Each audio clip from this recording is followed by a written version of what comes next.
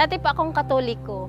Ako po ay KPC chairman. Ako po yung papacilitate ng mga meeting. Pag may mga galing po sa pari na ibig ipaarating sa mga tao. Ang sabi po sa akin ng mga magulang ko, ang Katoliko daw po ang tunay na relihiyon. Wala po sa isip ko na magpapalit pa ako ng relihiyon. Dalawa kong anak, nakinig daw sila, inanyanyahan daw sila. Tapos pagdating ng anak ko, yung bunso, bawal pala mama yung nagsasamba na sa rebulto. Ano ba yung pinagsasabi mo? Saan mo na naman napulot yan?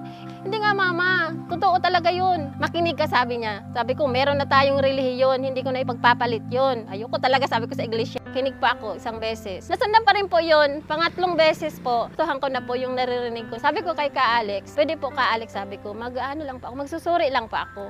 Walang ingay, hindi magulo. Tapos, damang-dama mo talaga na nandyan ang presensya ng Diyos sa mga pagsamba. Lahat po ng sinasabi nila, yung tinuturo nila galing sa Biblia. Kung may mga katanungan, ang sagot galing din sa Biblia. Sa iglesia, dito ko matatamo ang kaligtasan. Tunay na kaligtasan.